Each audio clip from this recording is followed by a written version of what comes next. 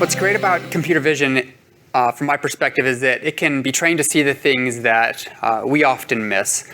I come from the space of undiagnosed diseases where there are literally hundreds of millions of patients out there suffering from things that you and I wouldn't notice, but computer vision has the ability to notice. FDNA was started by two computer vision entrepreneurs, Moti Schneiberg and Professor Lior Wolf, who were the first to develop a facial recognition technology that can perform as well as the human eye. That venture was called Face.com and sold to Facebook, and ultimately led Moti and Lior to endeavor for more ways to impact humanity for the better. That led them ultimately to the medical space, where there are physiological characteristics and ratios. It's what doctors call phenotypes that can be associated with diseases and even the genetics that cause disease. It turns out that actually a vast majority of diseases involve complex interactions of our genes and the environment, which cause these phenotypes. And many of these, for thousands of diseases, can actually be seen in the face, which has opened up a lot of opportunities in the computer vision space. As a brief background, we launched our first product, Face2Gene, in 2014. It had instant success globally. It's being used now by about 70% of clinical geneticists globally and a lot of other healthcare providers as genomics becomes more and more mainstream.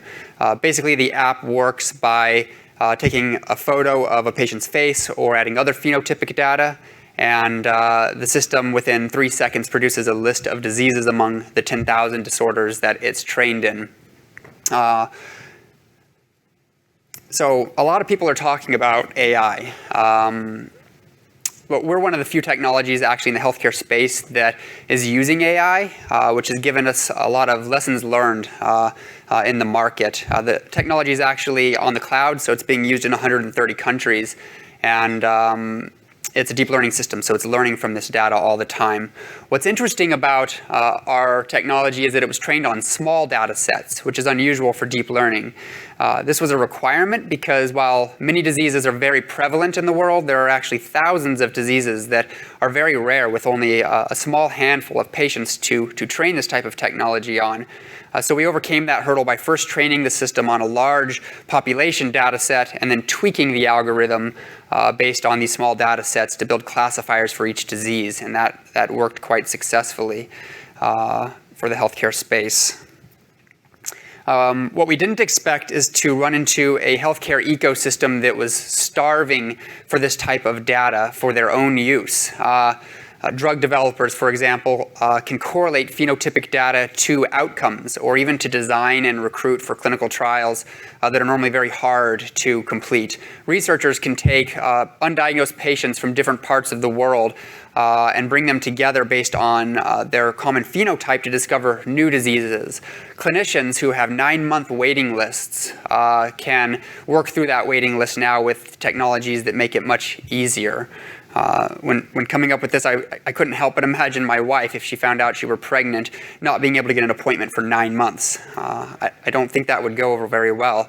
But whether it's a pregnant woman wondering about the health of her soon-to-be child or somebody who's been suffering for their whole lives, what we are finding is that patients' lives are being incredibly positively impacted by the use of this type of technology.